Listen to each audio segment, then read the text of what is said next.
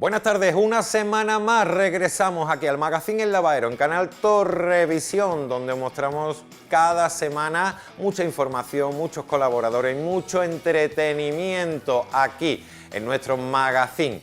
Esta semana, como siempre, los martes comenzamos con Sumaya Chajiro, su espacio Más que Cultura. Después llegará Laurín es Deporte y terminaremos con nuestro compañero Miguel Ángel y su nueva sección, Maldita Literatura. Ya lo tenemos todo preparado. Comenzamos, metemos la cabecera y arrancamos el magazine de esta tarde.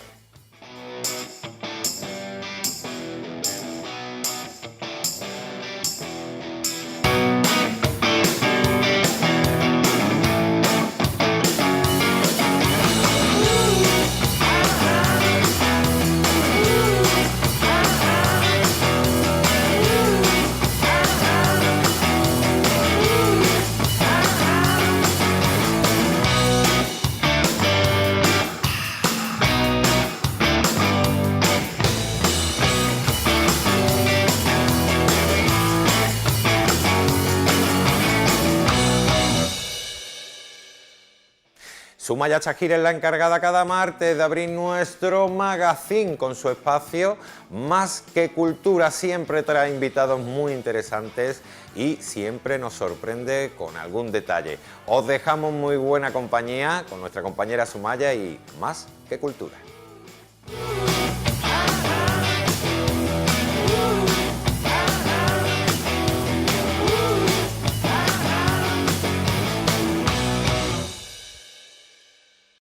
Muy buenas tardes a todos. Desde el canal de Torrevisión os doy la bienvenida a una nueva edición de Más que Cultura del Magazín El Lavadero. Como siempre, doy las gracias a mi compañero Valle por darnos paso y, como no, también muy agradecida al equipo de Torrevisión y a Visuales 2000.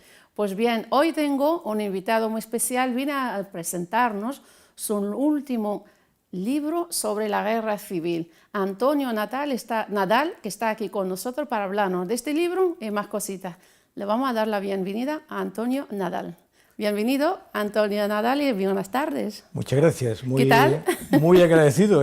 Hacía mucho tiempo que, como le he dicho antes de empezar, recuerdo haber venido a dar un meeting a las trabajadoras de Punto Industrial, supongo que sería año 75, 76. Muchísimos años. Y he visto que estamos en la calle Punto Industrial, he sentido cierta emoción. Y la ha llevado estos recuerdos de atrás, claro, de los años 70 entonces y tanto, ¿no? Entonces casi todo era verdad. Y para mí es una alegría que me ha sorprendido que conoce antiguos alumnos suyos que ha encontrado. Sí, muchísimos, claro. Muchísimos.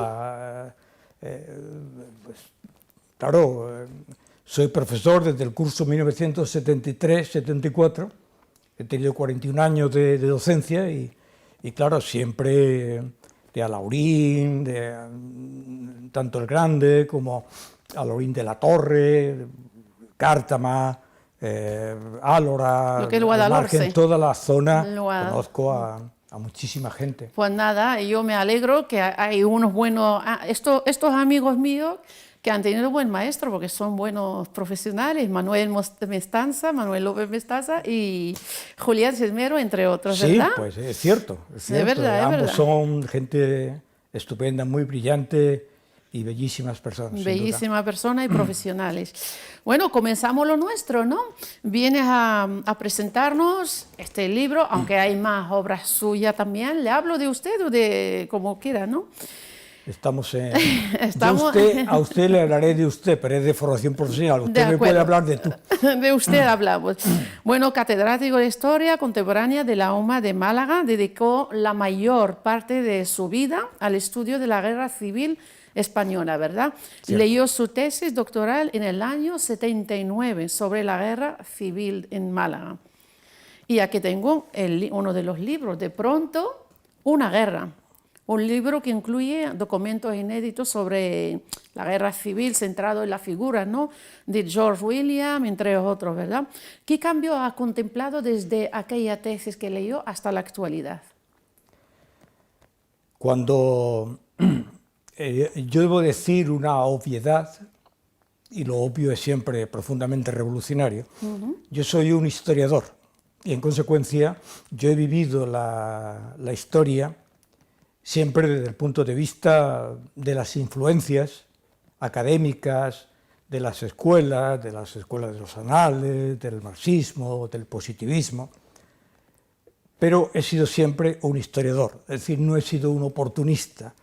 Por lo un cual, historiador que lo ha vivido, ha convivido con sí, todo. pero he sido un historiador, ¿te acuerdas? Así pues, yo nunca he servido a otra bandera que no sea la bandera del documento, de la ciencia, de la justificación, es decir, no pertenezco ni a la memoria democrática, ni a ninguna de estas invenciones subvencionadas por los regímenes políticos. Desde 1979 yo he sufrido la transformación propia del que ha trabajado y ha investigado mucho sobre la historia y el que ha tenido acceso a miles de documentos. Con la edad uno es más prudente, con la edad sabe reconocer dónde está la mentira y también cuando hay muchos testimonios, que es uno de los trabajos propios del historiador, cuando no hay fuentes hay documentos orales. Pero entre los documentos orales hay que saber distinguir entre los testigos creíbles y otros testigos que se lo inventan. Pero el trabajo es el que me ha guiado siempre y las transformaciones que he ido experimentando han sido consecuencia de los enfrentamientos con la realidad. Aquí ha querido mencionar o sacar del olvido a estos personajes que tengo yo aquí. ¿Por qué ha querido sacarlo? Que son Josefina Gálvez, Porfirio, George William, como hemos dicho antes, ¿no? ¿Por qué ha querido usted sacarlo del olvido? Bueno, hay tres personajes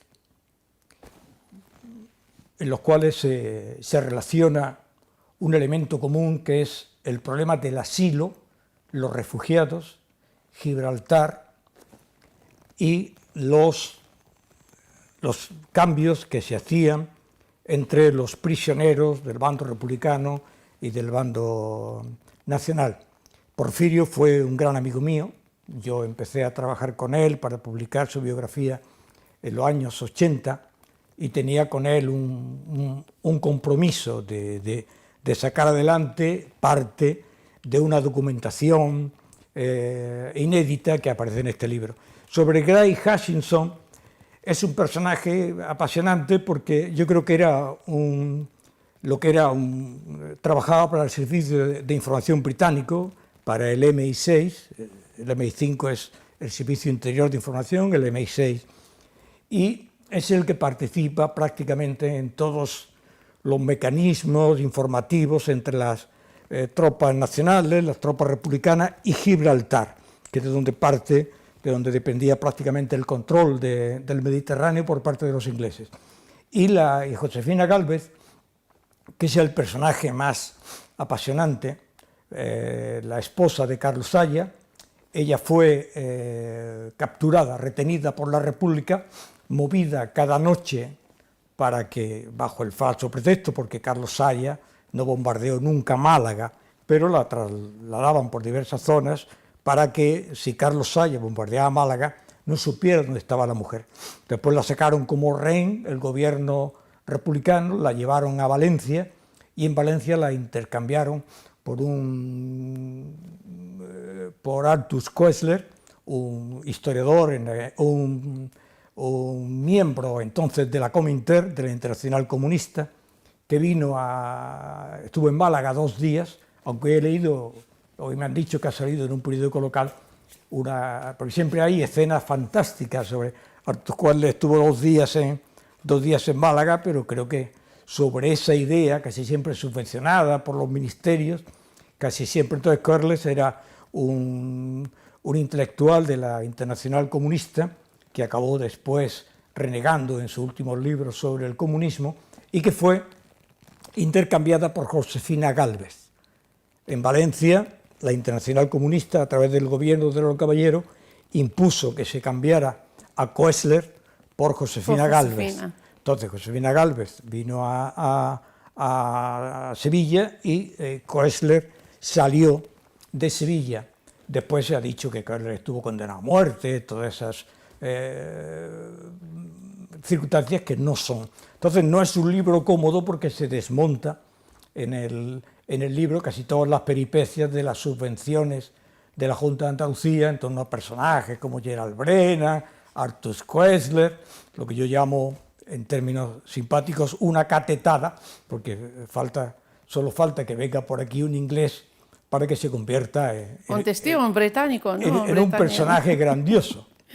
Sí, aquí vemos en el capítulo 3 que donde cita más o menos la información toda esta, Gibraltar, la salida, la batalla, Sí, ¿no? sí. Inglaterra. Es que Gray Hutchinson era un personaje muy sólido, profundamente conservador, y en el libro se demuestra que era Gray Hutchinson, a través de la información que tenía con los británicos, el que se mueve en el intercambio para Josefina Gálvez, el que traía la información de Gibraltar, el que se iba a entrevistar con Quepo de Llano.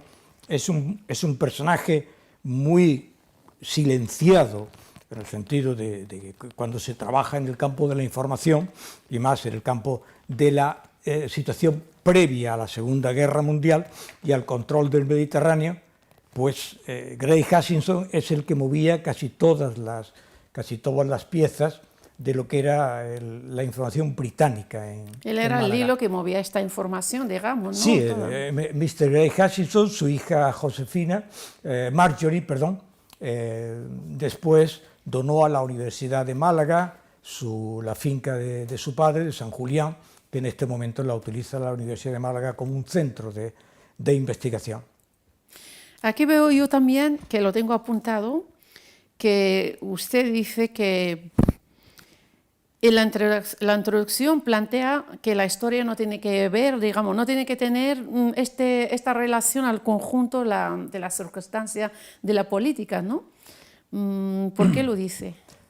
Bueno, no hay régimen, y especialmente los regímenes totalitarios, que no tengan como primer objetivo, así ocurrió en la Unión Soviética, así ocurrió con la restauración del nazismo, y ese es el papel que tiene Himmler, de establecer una historia, de inventar una historia en la que los regímenes totalitarios se incardinen. Es decir, es la búsqueda no de la identidad, sino la justificación de la existencia, y de una existencia feliz, bella, hermosa, grandiosa, superior.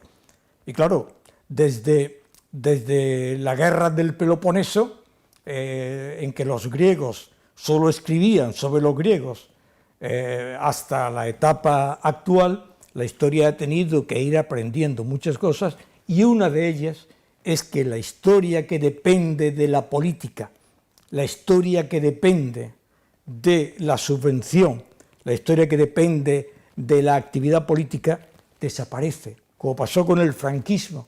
El franquismo tuvo a su servicio 20 años de historiadores, no existen.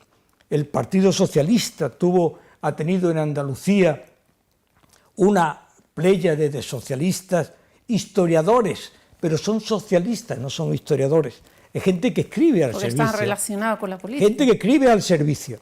Cuando pasen 20 años, esto ya no existe. Por eso digo en el libro que la Comisión de Víctimas del Marxismo, que era la que se encargaba de recoger desafortunadamente todos los muertos, los 3.000 muertos, es que hubo 3.000 muertos durante la República en la provincia de Málaga, y eso es una herejía decirlo, pero un historiador no puede ignorar.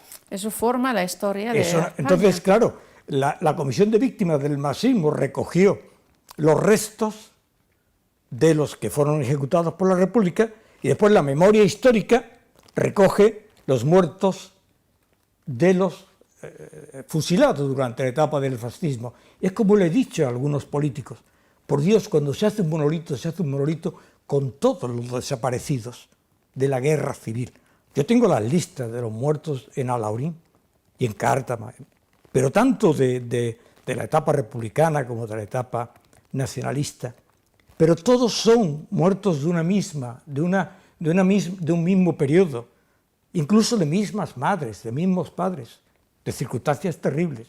Y ese mantenimiento de la guerra civil por parte de los ignorantes, que pretenden seguir siendo guerras civilistas.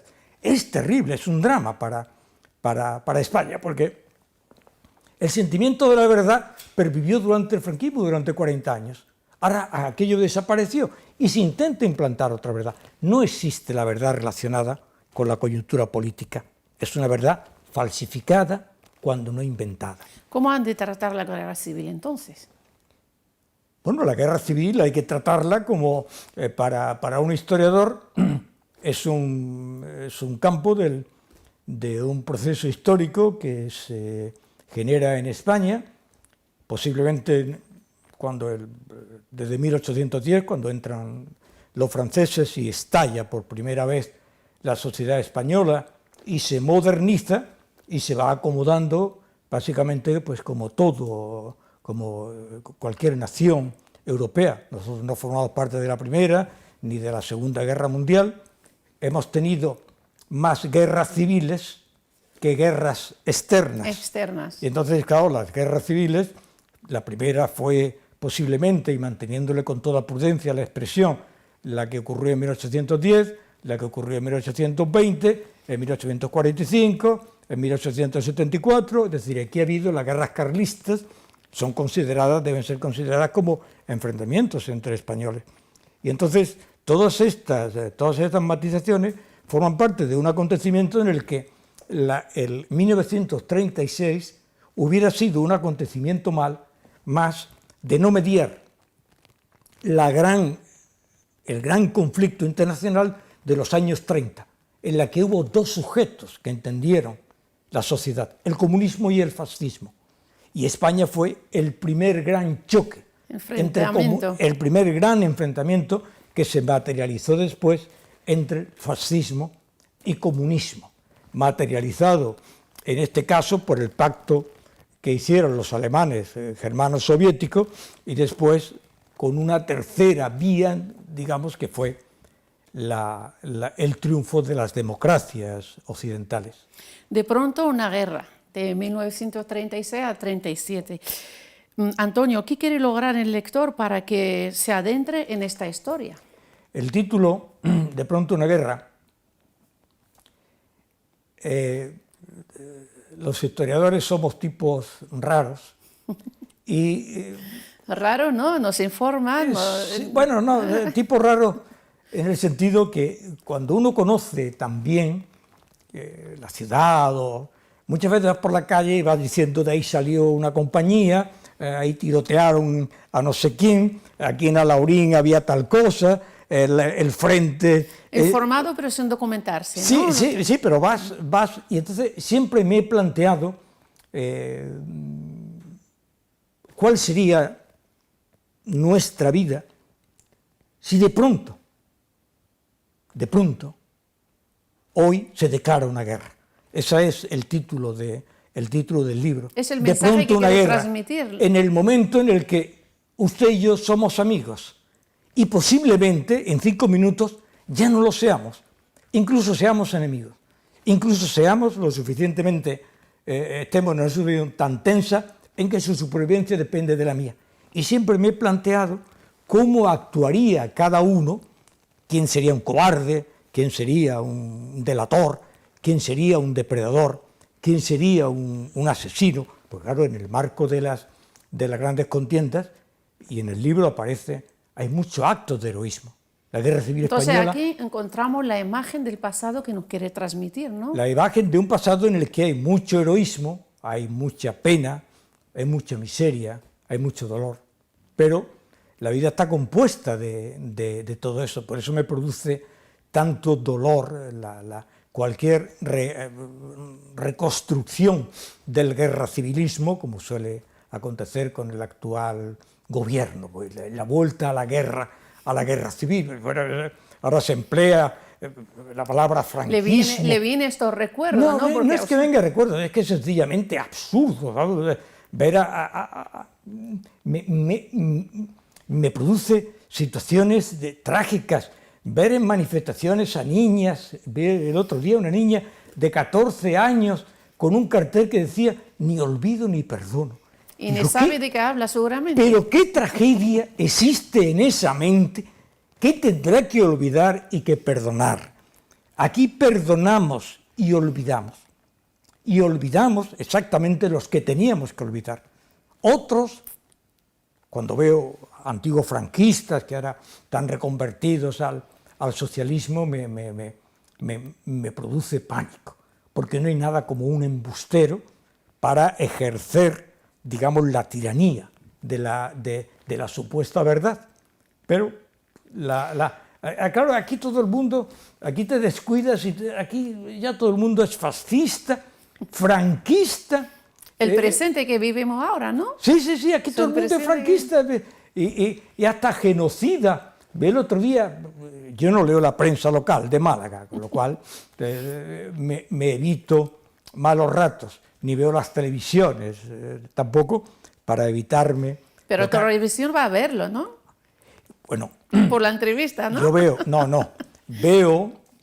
las algunas, tengo una televisión en la que veo a partir del número 10, que son ya crímenes, CSI, etcétera. Lo tienes seleccionados, ¿no?